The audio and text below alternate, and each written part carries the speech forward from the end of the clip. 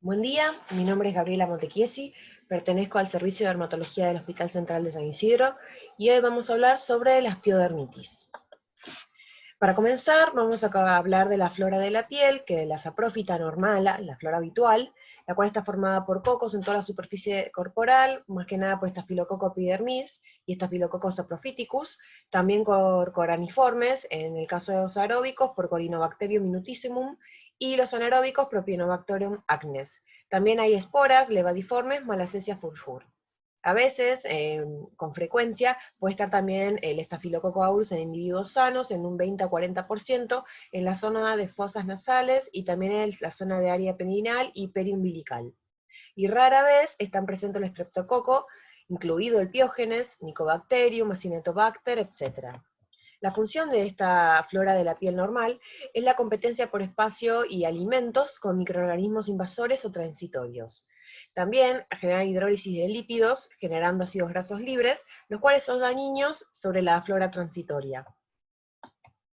En el caso que haya una alteración de la barrera cutánea, ya sea por factores predisponentes o por una alteración de la inmunidad tanto sistémica o del estado nutricional, se genera una ruptura del equilibrio de la flora, generando un sobrecrecimiento de la flora normal o una invasión de microorganismos nuevos y proliferación de microorganismos patógenos, generando así una piodermitis. Es así que la definición de piodermitis son las enfermedades infecciosas cutáneas producidas por microorganismos piógenos. Estos microorganismos, los más frecuentes, son el Staphylococcus aureus y el Streptococcus pyogenes. Es una consulta muy frecuente y la forma más común de piodermitis es el impétigo. Los factores predisponentes son una larga lista, pero más que nada son el sexo masculino, más en las dos etapas tanto de infancia y adultos mayores, tabaquismo, alcoholismo, diabetes, obesidad, inmunosupresión, el tratamiento con esteroides por largo tiempo o terapia inmunosupresora, el hacinamiento, el hecho de tener una puerta de entrada como micosis cutáneas, el traumatismo, picadura de insectos, estrés, problemas psicológicos que generan autolesiones y escoriaciones sobre la piel, y enfermedades que generan prurito por lo mismo que generan una puerta de entrada, como dermatitis de contacto, escabiosis, micosis y psoriasis. También problemas de deambulación, neuropatía, humedad, calor, mala higiene, la ropa apretada, la insuficiencia venosa, el terreno varicoso, el linfedema, lo cual genera estasis de líquido linfático, y también cuando hay insuficiencia venosa y terreno varicoso, hay edema y estasis venosa, lo cual genera también un estado a nivel, más que nada en miembros inferiores, que es proclive a la inflamación, y si hay una puerta de entrada, proclive a la infección. La depilación rasuradora, cera, pinza, tatuaje con agujas contaminadas, la drogadicción, y en el caso de Staphylococcus aureus, como ya dije, hay portación en pacientes sanos que puede generar contaminación y por contacto directo, infección en los pacientes que son familiares. O que viven por hacinamiento con el paciente, con el principal portador, que es sano, que solamente es portador. Que en este caso son portadores en fosas nasales, umbilical y perineal. La piodermitis se puede dividir según la infección en infección primaria, cuando el microorganismo actúa sobre la piel previamente sana; infección secundaria, cuando el microorganismo invade y prolifera en una piel que ya está afectada por una dermatosis preexistente, y en este caso se denomina un mecanismo que se llama impetiginización. En este caso ya hay una patología, como por ejemplo sarna o eczema, como está anotado acá, pero cualquier patología en la cual genere prurito o que el paciente se toque y se lastima y se rasca, y eso genera una puerta de entrada para el microorganismo. También puede ser por embolias cutáneas, en donde hay una colonización directa en la piel, en donde la bacteria viaja vía sistémica a distancia de la zona de foco. Y por fenómenos de hipersensibilidad, en donde los antígenos del microorganismo actúan sobre la inmunidad celular y humoral del cuerpo, generando una vasculitis o un eritema nodoso.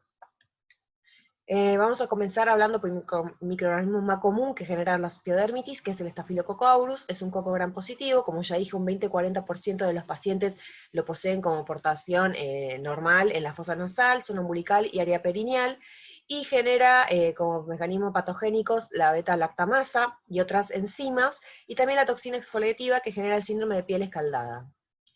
En el caso de Streptococcus pyogenes también es un coco gram positivo.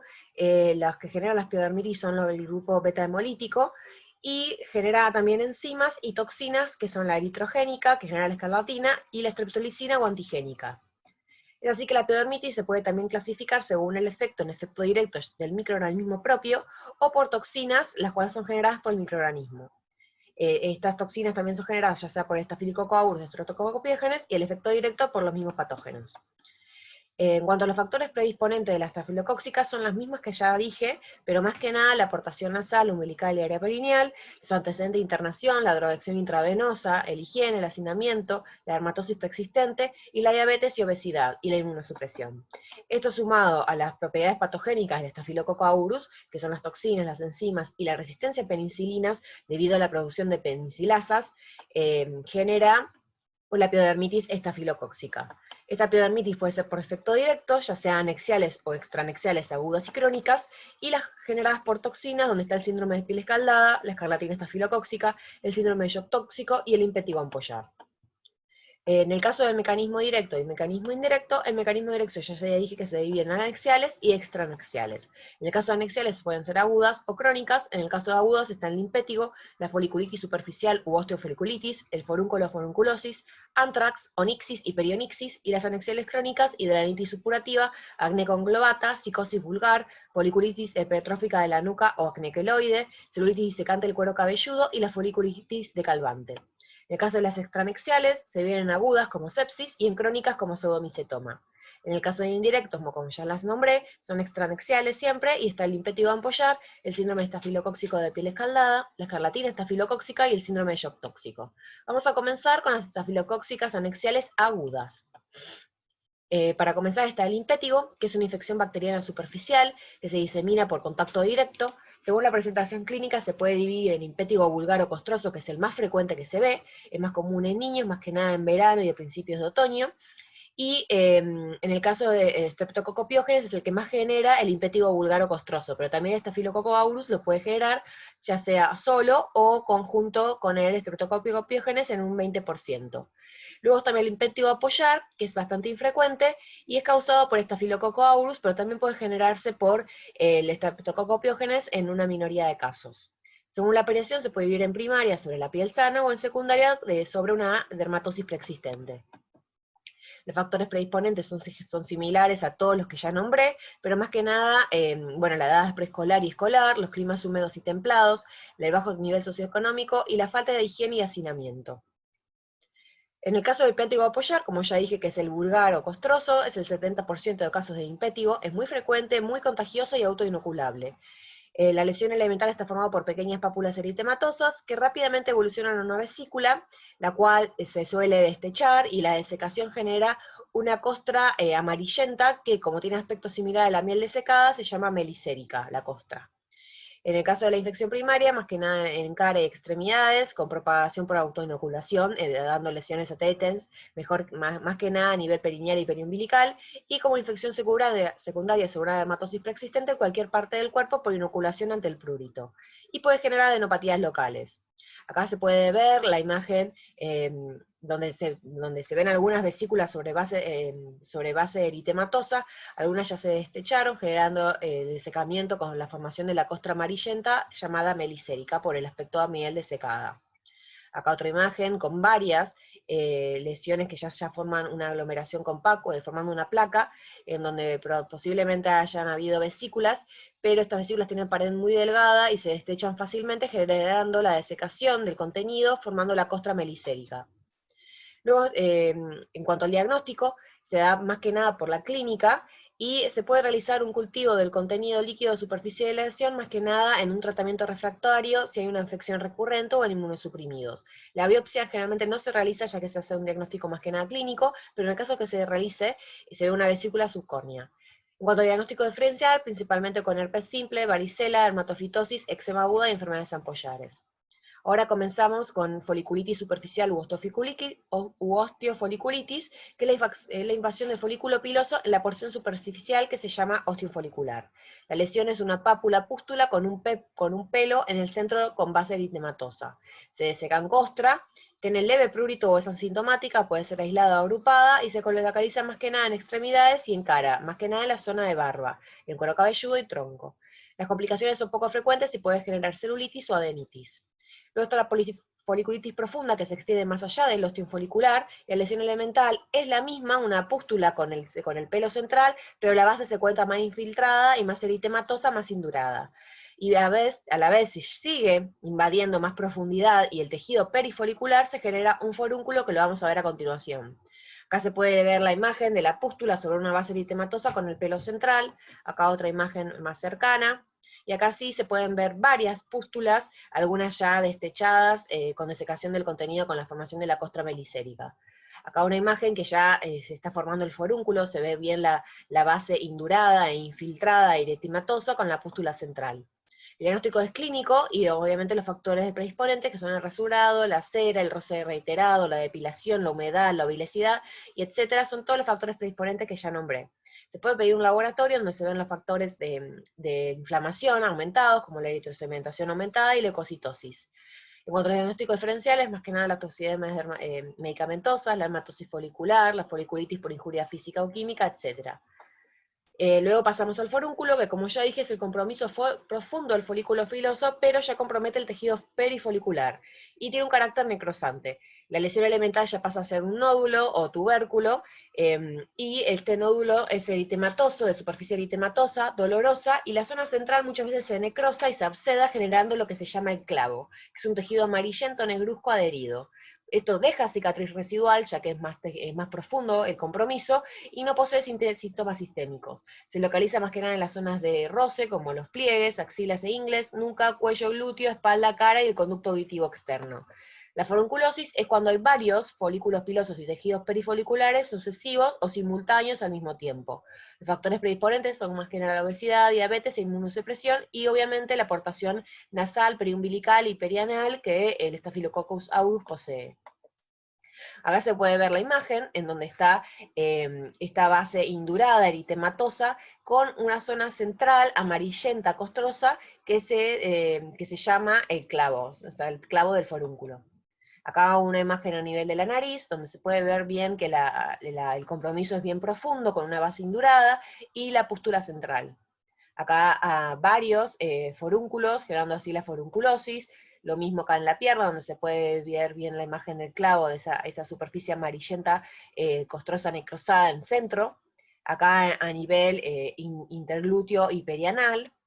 Y el diagnóstico más que nada es clínico y por los factores predisponentes, en el cultivo, un antibiograma laboratorio, y los diagnósticos diferenciales con el carbunco, que lo vamos a ver a continuación, una tiña supurativa, la psicosis tricofítica y el quiste epidérmico sobreinfectado. Las complicaciones son poco frecuentes, pero si se dan, es más que nada por nefrangitis regional, adenopatías, en la nariz y el labio puede generar tromboflebitis del seno cavernoso, y en el conducto auditivo externo es bastante dolor. Ahora pasamos al anthrax, que se denomina carbunco también, y es el compromiso profundo de varios folículos contiguos, generando un conglomerado de forúnculos. Pero en este caso, la placa, obviamente los forúnculos generan un aglomerado, generan una placa edematosa dolorosa, con múltiples abscesos que drenan por diferentes orificios, y esto se denomina el signo de despumadera. Dejan cicatriz residual por el compromiso profundo, y esto sí se asocia a un mal estado general, a fiebre y bacteriemia. Tiene compromiso sistémico. Se localiza más que nada en la nuca y parte posterior del cuello, espalda y muslos. Los factores predisponentes son siempre los mismos, y en caso de foliculitis recurrente hay que pensar siempre en la aportación de Staphylococcus aureus en las narinas, en la zona periumbilical y en la zona perianal, ¿sí? Y ya pensar que este paciente es un portador, y siempre buscar a los contactos estrechos por hacinamiento o a los familiares. Acá sí se puede ver el carbunco, donde hay una oxidación con extrusión del contenido cero purulento, con una base bastante indurada y eritematosa, edematosa, formando esta placa eritemato-edematosa. Acá otro compromiso a nivel del brazo, en donde se pueden ver varios forúnculos generando esta placa eritemato-edematosa, con centro central y generando en algunos lugares la extrusión del contenido con desecación y formación de la costra, que ya está amarillenta y necrosada. El diagnóstico es clínico, con cultivo hemocultivos, antibiograma, el laboratorio que se ve la leucocitosis. El diagnóstico diferenciales son la tiña supurativa, la psicosis tricofítica, la foliculitis, el acné quístico y la hidrosadenitis. Las complicaciones en este caso sí son frecuentes, generando una linfangitis, linfadenitis, sepsis, adenitis y celulitis. Ahora pasamos a la perionixis, que también se llama paroniquia, y panadizo. Esto genera el compromiso del pliegue periungular de las uñas de las manos y de los pies. Puede generarse por Staphylococcus aureus, pero también por Streptococcus pseudomonas, que se ven más frecuentes en las infecciones crónicas. La lesión elemental es un eritema y un eritema y edema periungular, la cual es el doloroso, y al generar una presión puede generar extrusión del contenido de pus o contenido seropurulento. Suele afectar un solo dedo, y en el caso de que se extienda más allá de la lámina angular, en la cronicidad puede afectar el pulpejo del dedo, generando así un panadizo. Los factores predisponentes más que nada son la humedad, el calzado, el roce, el falta de higiene, la picadura de insecto, la onicomicosis, generando así una puerta de entrada, los traumatismos, la diabetes y la inmunosupresión. Acá se puede ver la imagen en donde se puede ver un edema periungular y también eritema, que a la presión genera la extrusión del contenido purulento. Acá una imagen con el contenido que ya está desecado, formando la costra melicérica, y acá sí se puede ver el panadizo, donde la inflamación va más allá de la lámina periungular y genera esta ampolla con contenido seropurulento. El diagnóstico es clínico, leucocitosis, y se puede pedir una radiografía, más que nada cuando uno sospecha de osteomielitis. Los diagnósticos diferenciales son el panadizo herpético por el herpes simple, y las complicaciones sí es la caída de uña y puede generar osteomielitis. Ahora pasamos a las anexiales crónicas producidas por Staphylococcus aureus. Acá tenemos el acné conglobata, que es una dermatosis inflamatoria supurativa, en donde el Staphylococcus aureus genera una infección secundaria, es decir, que contamina este folículo piloso que ya está tapado primariamente por un tapón córneo, lo cual genera un proceso inflamatorio en sí, y el Staphylococcus aureus puede generar una infección posterior contaminando la zona, que ya está comprometida, inflamada. Es más frecuente en hombres de 3 a 40 años, y en las mujeres se ve en síndrome ovario poliquístico. Se localiza más que nada en el área seborreica, que es el área T de la cara, frente, cejas, zona perinasal, los pliegues perinasales, y también se ve a nivel de la zona del escote, en la zona esternal, y en la zona interescapular en la espalda, y en los hombros también se puede llegar a ver. Los factores predisponentes son el estrés, hormonales, nutricionales, los mismos de siempre que estamos hablando. La lesión elemental son nódulos quistis eritematosos, que son dolorosos, que evolucionan a la abscedación. Estos abscesos son de contenido purulento y seromático, y pueden poseer fístulas, los cuales generan ante la presión drenaje de pus a distancia. Generan cicatrices atróficas con hoyuelo, y también se pueden ver como medallones abiertos y cerrados, solos o agrupados. La acné conglobata forma parte de la tetra de oclusión folicular, que también está formada por quiste pilonidal, de granitis supurativa y de celulitis disecante. Acá se pueden ver varios nódulos quistes eritematosos, los cuales algunos ya generan la formación de pus, algunos ya por destechamiento del contenido generan desecación con formación de costra seropurulenta, melicérica. Acá se puede ver a nivel de la zona, seborreica, a nivel de la zona del escote, a nivel de los hombros. Y el diagnóstico es por la clínica, se puede pedir un laboratorio donde se ven parámetros inflamatorios con eritro y PCR aumentadas. También se pueden buscar los trastornos hormonales del síndrome ovario poliquístico y la leucocitosis. Se puede pedir una biopsia del nódulo quiste en caso de diagnóstico diferencial o en caso de enfermedad recurrente, y lo que se ve es un proceso inflamatorio crónico supurativa que compromete la parte superior e inferior de la pared folicular e infiltrados inflamatorios perifuriculares, con un acúmulo de neutrófilos, ¿sí? Y por bacteriología, para pedir un cultivo para microorganismos comunes y Bacillus coli resistentes, y para micología. En el caso del cultivo bacteriológico de la secreción purulenta también se puede pedir. Los eventos diferenciales son las disembroplasias clísticas, la tuberculosis, la micosis profunda, el acné queloide, la foliculitis decalvante y la celulitis disecante. Las complicaciones es la discapacidad, más que nada en la zona anoperinogenital, ya que genera cicatrices, como ya dije, muchas veces pueden ser queloides. También genera depresión, aislamiento y estrés, ya que es una enfermedad bastante recurrente, y las cicatrices que generan a nivel estético, y también por la discapacidad que pueden llegar a generar. Ahora pasamos a la hidradenitis supurativa, que también se llama enfermedad de Bernoulli. Es una dermatosis inflamatoria supurativa que también es secundaria, es decir, que el Staphylococcus aureus aprovecha esta oclusión del folículo piloso y la inflamación que genera lo mismo, y genera una infección secundaria. Y también genera un compromiso de las glándulas sebáceas. Las lesiones iniciales son asépticas, como ya dije, es una infección secundaria, aprovechando el taponamiento del folículo piloso. Y se puede producir ya sea por Staphylococcus aureus, Streptococo, E. coli, anaerobios y gram negativos. Se localiza más que nada en las zonas intertriginosas, en las axinas, en la zona periareolar o submamaria, periumbilical, anoperineo genital, atrás de las orejas, toda la zona de pliegues. Es más frecuente en hombres, en mujeres, y el factor predisponente es el tabaquismo, la obesidad, y también hay que siempre buscar la historia familiar de hidradenitis supurativa, ya que en un 40% es familiar con herencia autosómica dominante. La lesión elemental son nódulos quistes, eritematoedematosos, dolorosos, que evolucionan a la sedación, de un contenido purulento y seromático. También tienen fístulas y generan cicatrices, ya sea atróficas o también queloides, es decir, hipertróficas, y pueden generar comedones abiertos y cerrados. Como ya dije, forma parte de la tetraoclusión folicular, junto con el acné conglobata que ya vimos, y también con el quiste pilonidal y la celulitis disecante. Acá podemos ver la zona inguinal y perigenital en un hombre, donde se pueden ver las múltiples cicatrices, ya sea atróficas y queloideas, y también la sedación con extrusión del contenido cero purulento y la disecación del mismo generando la costra melicérica.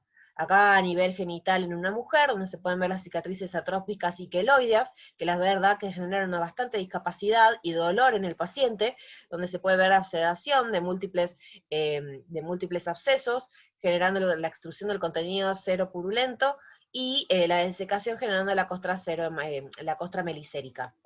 Acá a nivel retroauricular, a nivel axilar, acá en este caso se ven los nódulos eritematosos, más arriba se pueden comenzar a ver la pústula, en la cual más adelante puede generar la extrusión del absceso. Acá a nivel periareolar, y acá sí la axila en una cronicidad, la cicatriz queloidea que genera, pudiendo generar la discapacidad, generando una retracción del tejido debido a la cicatriz.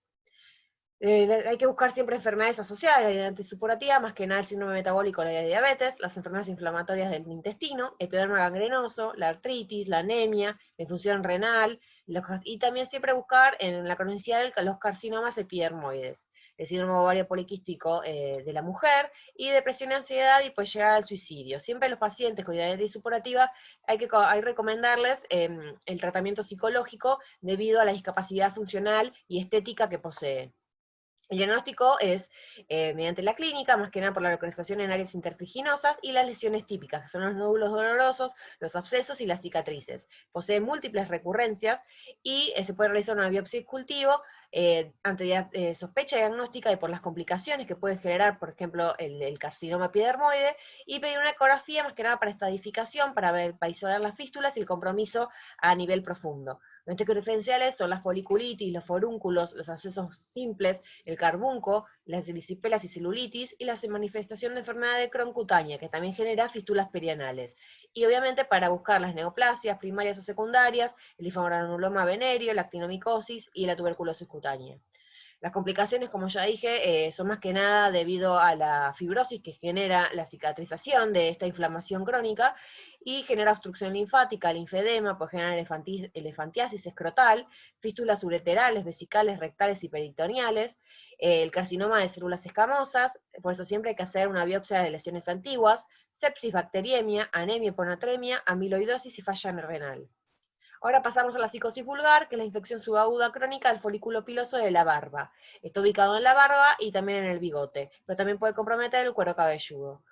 De lesión elemental son pústulas, nódulos duros y dolorosos en la zona de la barba y bigote que se agrupan formando placas. Generan obviamente la desecación formando una costra melicérica, la cual está centrada con un pelo y posee polimorfismo lesional, es decir, que algunos pelos pueden estar comprometidos, mientras que hay zonas que los folículos pilosos no poseen la infección por Staphylococcus aureus. Genera prurito y ardor y no afecta el crecimiento del pelo, es decir, no genera alopecia en la zona, ni tampoco un aumento de la caída.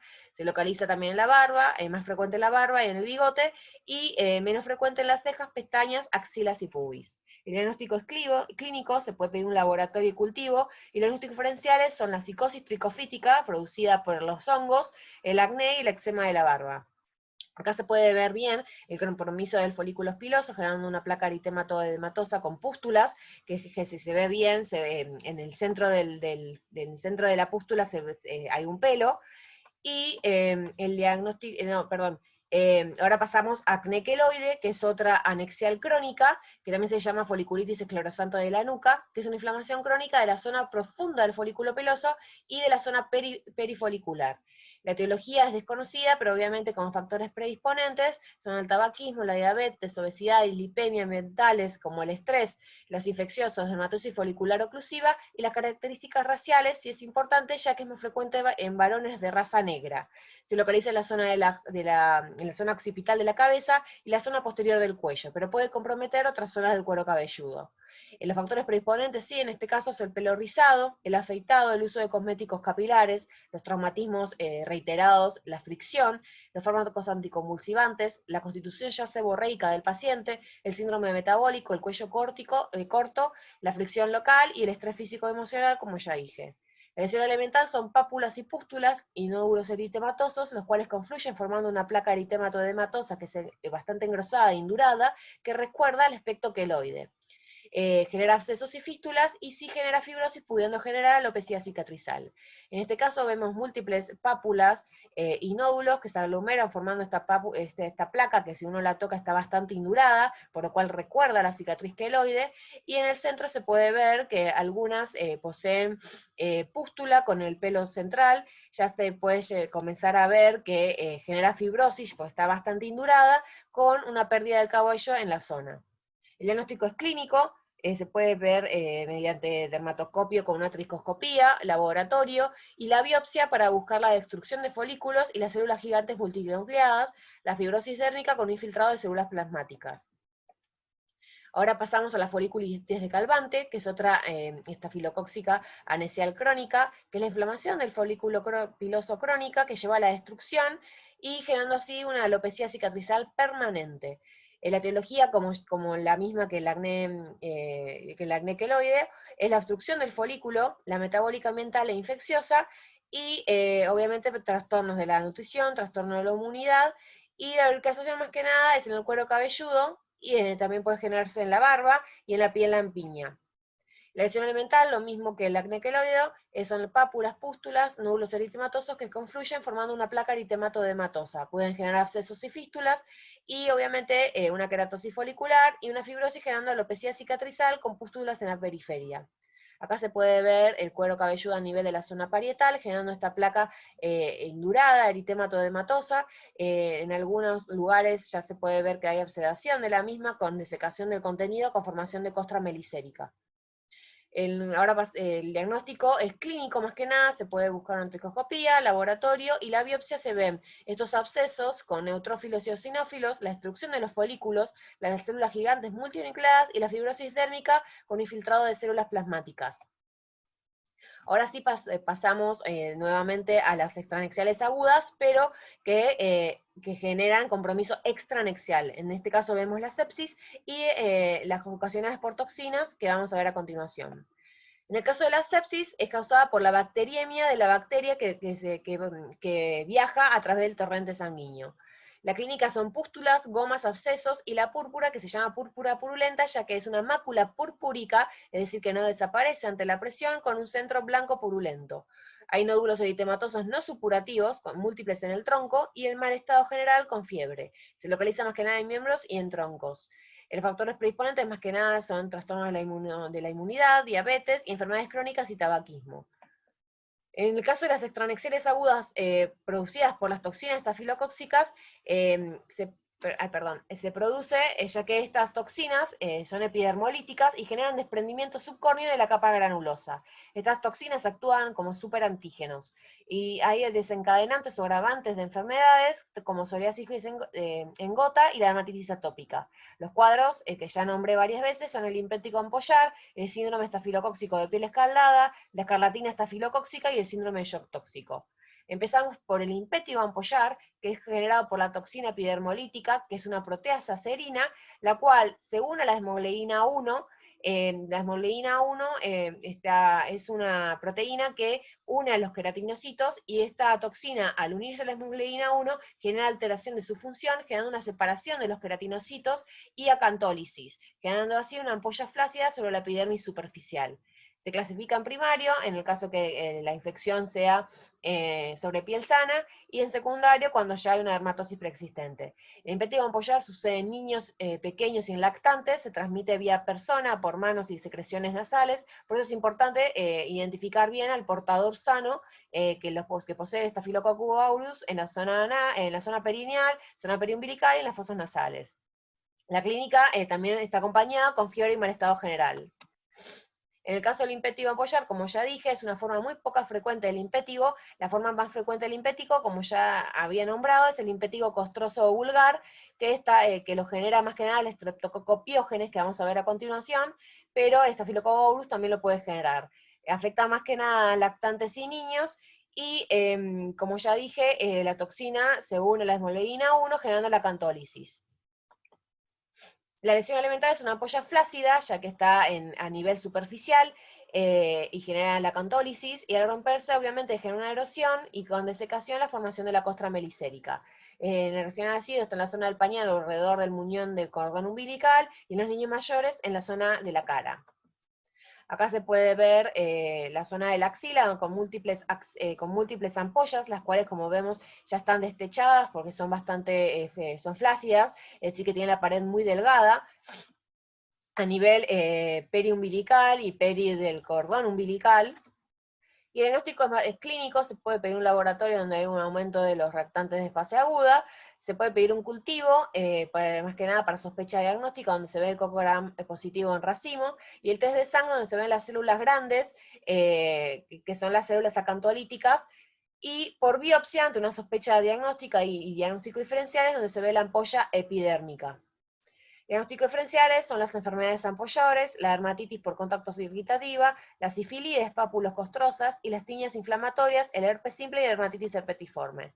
Las complicaciones sí son la sepsis, el síndrome estafilocóxico de piel escaldada, cuando esta toxina epidermolítica viaja por el torrente sanguíneo, y la sobreinfección.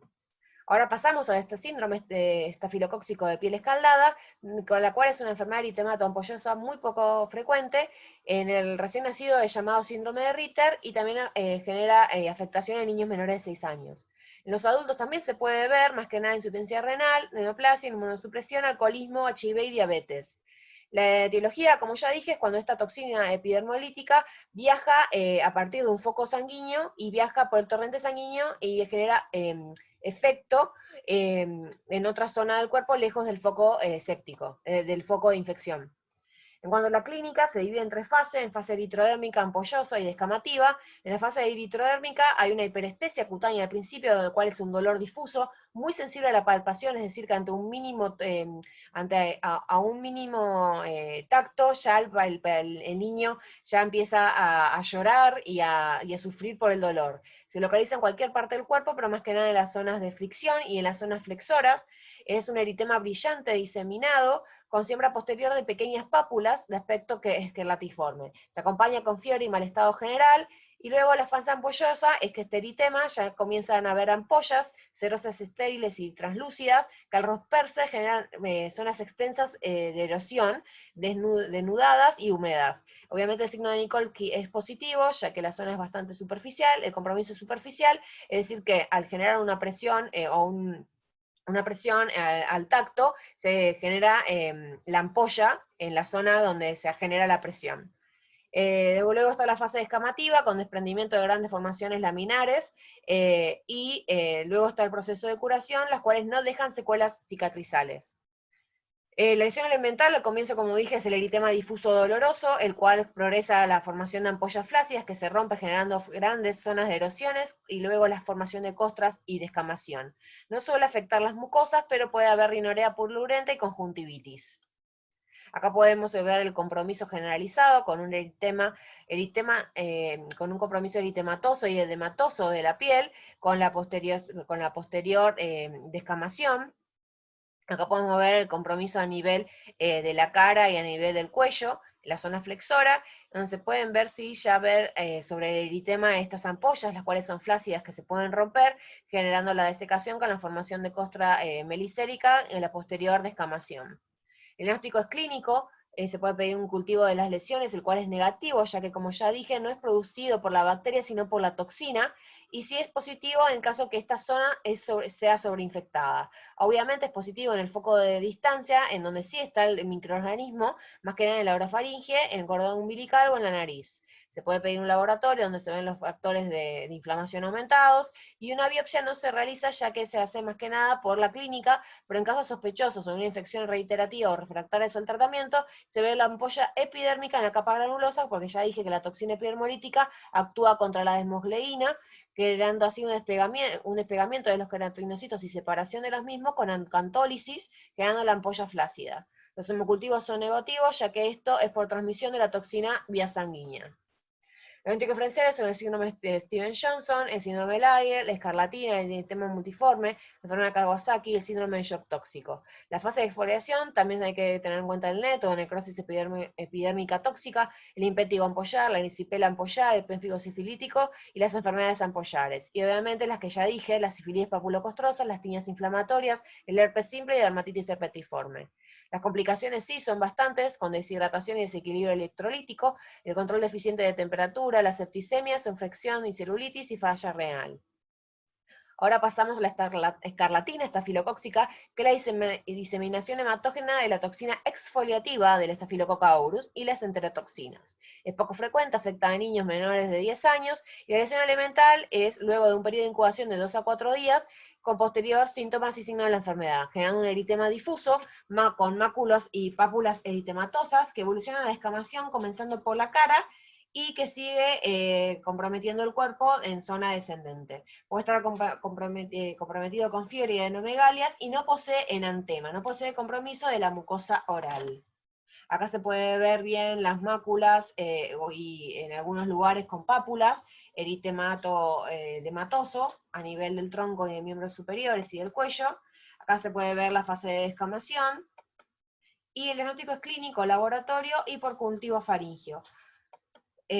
Ahora sí pasamos al síndrome de shock tóxico, que es producido por toxinas de SCT1 y enterotoxina C1. Esto genera un eritema generalizado asociado a mal estado general, con fiebre, vómitos, diarrea y adenomegalias, y puede llegar a haber hipotensión o síncope. Hay una alteración funcional de por lo menos 3 órganos, ya sea gastrointestinal, músculos, riñones, hígado, sistema nervioso central y trombocitopenia, y luego hay una descamación posterior a la erupción. El factor predisponente principal es el uso de tampones, el 90%, en la forma menstrual por la toxina TSCT1. También en casos de posoperatorios, el uso de dispositivo intrauterino, abortos, sinusitis, traqueitis, infección, etc. Los diagnósticos diferenciales son la escarlatina estreptocóxica que ya vimos, la estreptocóxica que todavía no vimos, pero que vamos a ver porque es similar a la estafilocóxica, las farmacodermias, las meningococcemias y el síndrome de piel escaldada por Staphylococcus aureus. En el caso de las extranexiales crónicas, está el pseudomicetoma, que es un proceso inflamatorio crónico supurativo de material purulento sin granos, lo cual a diferencia de los micóticos que sí tienen granos. La lesión elemental son nódulos eritematosos dolorosos, indurados con zonas de absedación o que también están fistulizados. Se localiza más que nada en el tracción inferior de la pierna, tobillos y pies. El diagnóstico es clínico y también se puede pedir una biopsia y cultivo para microorganismos comunes, bacilo de Koch y hongos. Se puede pedir una radiografía para ver si posee osteomielitis, y diagnósticos diferenciales son si el micetoma ocasionado por los hongos, el pseudomicetoma tuberculoso. Las complicaciones son compromiso de planos profundos, ya sea de músculos o generando una osteomielitis. Acá se puede ver bien esta placa indurada, que es por aglomerado de nódulo, con una extrusión del contenido con obsedación, con desecación de contenido, creando esta costra melicérica. Esto a nivel de la planta del pie. En cuanto a los tratamientos, acá dice estreptocóxicas, pero sería el tratamiento de estafilocóxica, ¿sí? A nivel tópico es muy similar a la estreptocóxica, salvo que, como ya dije, la Staphylococcus aureus sí posee reservorio en pacientes sanos, el Streptococcus pyogenes no posee reservorio, ¿sí? Como tratamientos están los fomentos, el sulfato de cobre, el sulfato de zinc, agua de manzanilla, la clorexidina, y la decostración se puede hacer con agua blanca de códex, agua de alibur, el permanganato de potasio, sales de aluminio, y sí, siempre hay que buscar los reservorios, como ya dije, en pacientes y familiares, y se deben tratar con antibióticos, más que nada con mupirocina. Se le pide al paciente que se ponga a nivel nasal, a nivel periumbilical y a nivel perianal, esta zona, este antibiótico tópico, y se le pide también a los pacientes que se los dé a los familiares, y que también los familiares o pacientes que convivan con ellos, que se pongan en las mismas zonas. Los antibióticos tópicos son la mupirocina, el ácido fusílico, la polimixina y la gentamicina. Se aplican de 2 a 5 veces al día. En general nosotros les decimos que se apliquen a la mañana y a la noche por 2 semanas, y que luego una vez por día por 2 semanas más. El tratamiento sistémico son más que nada con cefalosporina, cefalexina, cefadroxilo, también con eritromicina, amoxiclavulánico, ciprofloxacina, clindamicina, ofloxacina y Bactrim. En general comenzamos con amoxicilina clavulánico, si no funciona se continúa con ciprofloxacina, luego se realiza una combinación de ciproclinda, y el Bactrim también se utiliza. En el caso de acné conglobata se utilizan retinoides y rinitis supurativa, obviamente que es generar antibióticos, obviamente siempre tienen que tomar antibióticos, también con tratamiento tópico, el caluro húmedo para drenaje espontáneo, también el tratamiento quirúrgico, y biológicos inmunomoduladores, como el adalimumab, que es un anticuerpo anti-TNF, que lo que genera es una disminución de la inflamación al generar una disminución del TNF, del factor de necrosis tumoral. Luego, en caso de sepsis y estafilocócicas por toxinas, obviamente hay que internar al paciente, generar un manejo del medio interno y el compromiso hemodinámico, el antibiótico sistémico y tópico. En el caso de pseudomicetoma, obviamente el antibiótico sistémico y el drenaje quirúrgico. Ahora pasamos a las piodermitis estreptocóxicas. Estas son ocasionadas por el estreptococo beta-hemolítico, el cual, como factores de virulencia, posee la streptolicina, la toxina pirogénica, la streptokinasa, la urinasa, coagulasa, adenasa y peptidasa. Se transmite por contacto directo de persona infectada o portadoras, y la principal fuente de difusión es vía respiratoria, donde se genera una faringitis estreptocóxica y luego genera una colonización de la piel 10 días antes de la primera manifestación cutánea. Los factores de predisposición son los mismos que ya nombré, y genera enfermedades supurativas como faringitis bacteriana, otitis media, mastitis, simpético, nisipela, celulitis y fascitis necrotizante, y no supurativas que por formación de inmunocomplejos, los cuales se depositan en el riñón generando una glomerulonefritis, y en articulaciones generando una fiebre reumática. También generan enfermedad por toxina, generando escarlatina estreptocóxica y el síndrome shock tóxico estreptocóxico. Es así que puede generar estreptocóxicas ampollares, generando el impétigo estreptocóxico, eritematosa, generando erisipela, celulitis, fascitis necrotizante, linfagitis aguda y eritrodermia estreptocóxica, la ulcerosa, que genera el ectima, y la generada por toxinas, generando una escarlatina y síndrome shock tóxico, la fisurada, generando el intértrigo estreptocóxico, y las erosionadas generando la queritis angular, que también se llama boquera. Comenzamos con el impético estreptocóxico, que es similar al Staphylococcus aureus. Como ya dije, el impétigo se puede dividir en vulgar o costroso, también llamado costroso, o en ampollar. En el caso del estreptococo, genera más que nada el impétigo más común, que es el vulgar, o también llamado costroso, ¿sí? En este caso es producido por la toxina que ya les dije que es antidesmosleína 1, generando una ruptura de la unión intracelular de los queratinocitos, generando así una ampolla que luego se deseca, se destecha, y con desecación del contenido genera la costra melicérica. Ocurre en niños de 2 a 5 años y se transmite por contacto directo. Como ya dije, se divide en impétigo no bulloso, el no ampollar, que es el costroso o vulgar, el cual inicia como una mácula, que luego pasa a una pápula y vesícula de contenido claro, rodeada por algo eritematoso, el cual se transforma en una pústula que se agranda y se rompe y genera la costra. Y luego está el impétigo ampollar, que es el caso menos frecuente, que generalmente el impétigo ampollar es ocasionado por Staphylococcus aureus, y en menos porcentaje por Streptococcus pyogenes. Genera unas vesículas que luego coagulesen y forman una ampolla flácida con contenido turbio y a veces purulento. Al romperse genera una costra melicérica. Está acompañada con linfadenitis regional, prurito, quemazón, fiebre y dolor. En cuanto a la clínica, son lesiones vesículo-ampollares, purulentas, con depagamiento subcórneo de contenido seroso, ¿sí? No deja cicatriz y se localiza más que nada en las superficies expuestas, como miembros y caras. En este caso podemos ver compromiso a nivel de la palma y de la muñeca, donde se puede ver una placa eritematosa, con una superficie ya con desecación del contenido, con la formación de constricción melicérica. Acá a nivel peribucal y a nivel de las fosas nasales, donde se puede ver bien la formación de la costra melicérica amarillenta, similar a la miel desecada. En cuanto al diagnóstico es clínico, laboratorio y cultivo, y los diagnósticos diferenciales son dermatitis atópica, candidiasis, dermatofitosis, lupus eritematoso, etc. Las complicaciones son raras, pero generalmente están relacionadas con el impétigo nodulloso y son ocasionadas por la propagación local y sistémica de la bacteria, generando una celulitis, adenitis, linfadenitis, puede llegar a generar una neumonía, artritis, osteomelitis y sepsis, escarlatina estreptocóxica, la glomerulonefritis, y no, la fiebre reumática no está relacionada con el impétigo.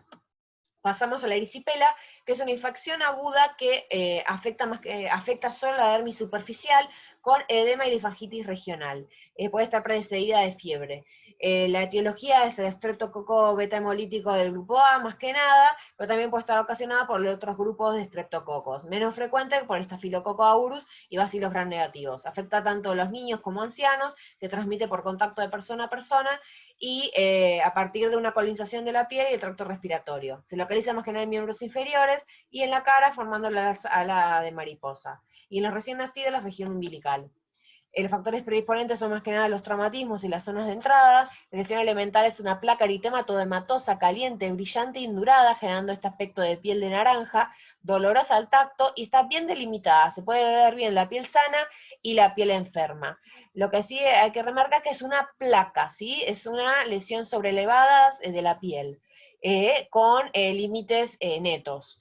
Puede llegar a formar ampollas y lesiones purpúricas. Está acompañada de adenomegalias y linfedema regional, y sí está acompañada con fiebre, escalofríos y mal estado general. Posee un 30% de recurrencias, más que nada por estasis venosa y linfedema. Acá se puede ver la placa eritematodermatosa, donde se pueden ver bien los límites netos entre piel sana y piel enferma. Acá a nivel de la cara, en la formación de ala de mariposa, esta placa eritematodermatosa en la zona malar. El diagnóstico es clínico, laboratorio, se puede realizar una punción, aspiración o biopsia, más que nada en inmunodeficientes y en lesiones de mordeduras de animales. Los hemocultivos son positivos solo en un 5%, y las complicaciones son sepsis, síndrome de shock tóxico, endocarditis y meningitis.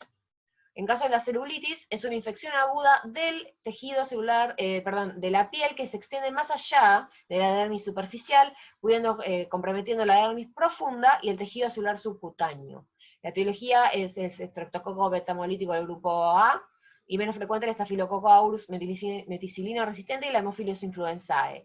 Se localiza en miembros inferiores y en la zona perianal, y los factores predisponentes son similares a los anteriores, generando una puerta de entrada, la diabetes, inmunosuprimidos, la adicción intravenosa, estados de linfedema y de estasis venosa. En cuanto a la lesión elemental, es una mácula eritematosa. En el caso de la erisipela era una placa. En el caso de celulitis es una mácula eritematosa, dolorosa, caliente y de límites difusos. En el caso de la erisipela eran límites netos entre piel sana y piel enferma. En el caso de la celulitis son límites difusos. Y se puede ver también el aspecto de piel de naranja debido al edema. Está acompañado con abscesos locales y necrosis, puede haber compromiso general con fiebre, escalofríos, impotencia funcional, adenopatía regional, linfagitis y bacteriemia. Ahora, como se puede ver, es una mácula eritematosa, es decir, que no está sobrelevada como la erisipela, y tiene límites difusos. ¿Ven que no se puede diferenciar bien la piel sana de piel enferma? Bueno, esto es la celulitis, ¿sí? Es un compromiso más profundo, por eso es que genera una mácula y no genera una placa como la erisipela, que es un compromiso más de dermis superficial, la erisipela. El diagnóstico de la celulitis es clínico, laboratorio, biopsia, cultivo, y se puede pedir como cultivo, pero solo es positivo en un 10%, así que no tiene tanto valor. Diagnósticos diferenciales obviamente son la erisipela, la gangrena, la trombosis venosa superficial y profunda, la dermatitis por estasis, la gota y la pseudogota. Ahora pasamos a la fascitis necrotizante, que también se llama celulitis necrosante, que es una infección aguda que compromete el tejido celular subcutáneo y la fascia, con expansión rápida a la profundidad. Es decir, que sería como una similar a una celulitis, pero que se profundiza hacia los tejidos profundos, más allá del tejido celular subcutáneo, pudiendo generar un compromiso de la fascia muscular y puede ir hasta el hueso. Provoca destrucción progresiva de la fascia y de los tejidos cutáneos y subcutáneos, generando una necrosis y gangrena. La etiología es más que nada la fascitis necrotizante tipo 1, que es polimicrobiana, no solo por el estreptococo, sino también bacteroides, Escherichia coli, Klebsiella y Proteus, y la tipo 2, donde sí es ocasionada solo por streptococcus. Los factores predisponentes son siempre los mismos, pero más que nada por enfermedad vascular periférica, estasis venosa y linfedema, diabetes, inmunosupresión, y la corticoterapia, la drogadicción y el alcoholismo. La lesión es más que nada, se inicia generalmente por un tramo mínimo, generando así un eritema caliente, doloroso, de límites difusos, es decir, una celulitis, que evoluciona en horas a quimosis y ampollas cero hemorrágicas. En los días siguientes, estas ampollas cambian de color, de rojo purpúreo a azul grisáceo, y se gangrenan. Genera destrucción de las terminales nerviosas, lo cual ya el dolor disminuye, ya que poseen anestesia dolorosa por la destrucción de las terminales nerviosas, y puede generar trombosis de pequeños vasos. Se acompaña con mal estado general, bacteriemia, sepsis, taquicardia, hipotensión, irritabilidad y confusión. Se localiza más que nada en las piernas, pared abdominal, área perineal e inguinales, y las heridas postquirúrgicas. Acá sí se puede ver compromiso a nivel inguinal y perigenital y abdominal, donde se puede ver ya compromiso profundo, que va más allá de la piel y más allá del tejido celular subcutáneo, ya invadiendo músculo, pudiendo llegar al hueso. Acá compromiso a nivel de la piel, donde se puede ver ya la gangrena y las zonas necrosadas. Acá a nivel del miembro inferior, donde pues se puede ver una zona también de cicatriz atrófica y queloidea, y del compromiso que va más allá de la piel hasta el músculo. El diagnóstico es clínico, laboratorio, se pide sin nefrotis con tinción grande del exudado, hemocultivo que muchas veces es positivo, y se pide una ecografía y tomografía para ver compromiso profundo. El diagnóstico diferencial es a comienzos de la celulitis y la gangrena de Fournier, ya que también genera una fascitis necrosante de etiología polimicrobiana. Las complicaciones son el síndrome compartimental por mielonecrosis, shock séptico, hipovolémico, sobreinfección, la pérdida de miembros, miositis, síndrome de coagulación intravascular y diseminada, y la morbimortalidad que la infección genera. Ahora pasamos a la linfangitis, que es una estreptocóxica eritematosa, es la inflamación de vasos linfáticos subcutáneos. Puede ser ocasionada tanto por estreptococcus como Staphylococcus aureus. Los factores predisponentes sí son las puertas de entrada por traumatismo, el intétrigo, la onicomicosis, las picaduras de insectos, las quemaduras, diabetes, la paroniquia, la inmunosupresión, las heridas, etc. Todo lo que sea puerta de entrada. La lesión elemental es una mácula eritematosa, caliente, dolorosa, lineal o reticular, que generalmente sigue el trayecto hacia la desembocadura del ganglio del vaso linfático. Está acompañado con adenomegalia regional y sí con compromiso del estado general, con fiebre y cefalea y escalofrío. Se localiza más que nada en extremidades. Acá se puede ver la mácula eritematosa que sigue el trayecto del vaso linfático, y acá en el nivel inferior está acompañada también de una celulitis que se ve una mácula eritematosa de límites difusos, que es la celulitis. Acá se puede ver el trayecto de esta mácula eritematosa lineal que sigue el vaso linfático. Acá sí se puede ver un linfedema crónico de un paciente que posee ya edema y linfedema, generando así una estasis venosa con una celulitis y también linfangitis. El diagnóstico es clínico, con laboratorio, se pide un ecodoppler siempre arteriovenoso, y diagnóstico diferencial son la tromboflebitis, la trombosis venosa superficial, la trombosis venosa profundo, la celulitis y la dermatitis por estasis venosa. O se puede complicar con úlceras, linfedema crónico, elefantiasis verrucosa crónica, que es cuando ya hay fibrosis, producto del linfedema, bacteriemias y tromboflebitis. Ahora pasamos a las estreptocócicas ulcerosas, que se le estima que es cuando es una evolución tórpida de la ampolla del impétigo que se profundiza y se ulcera. Es ocasionado tanto por estreptococcus como el Staphylococcus aureus o ambos, afecta tanto a niños y ancianos, y los factores predisponentes siempre son los mismos. La lesión elemental es esta ampolla que se va más allá de la piel y se ulcera, más allá de la membrana basal, perdón, es decir que la ampolla del impétigo, como ya dije, era epidérmica, pero en este caso se profundiza y genera esta úlcera redondeada, rodeada por un halo eritematoso, de borde edematoso y eritemato boleáceo con fondo sucio, ¿sí? Generan costras necróticas amarillas grisáceas y dejan cicatriz que pasan ya la membrana basal y con compromiso más allá de la epidermis. Se localiza más que nada en extremidades inferiores y menos frecuente en superiores. Puede estar acompañada con adenomegalia regional y linfadenitis, y fiebre y dolor. Acá sí se puede ver las úlceras con contenido, ya sea fibrinoso o contenido purulento. Se pueden ver los bordes sobrelevados, eritematosos y edematosos. Acá se puede ver a nivel de compromiso de la zona lumbar y sacra, esta úlcera que ya son bastante grandes, con contenido fibrinoso y necrótico. Y la clínica es por la lesión elemental, que como ya dije es esta úlcera rodeada por el aro eritematoso, y también las cicatrices que genera. Se puede pedir un laboratorio y una biopsia, y el diagnóstico diferencial son las úlceras de otras causas.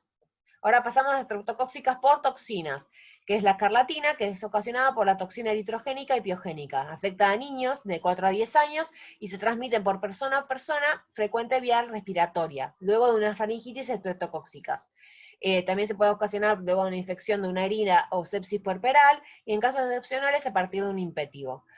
Comienza con una fiebre alta de aparición abrupta, también que está acompañada con tos, vómitos, odinofagia, cefalea, adenomegalias cervicales, escalofríos, artralgias y mialgias.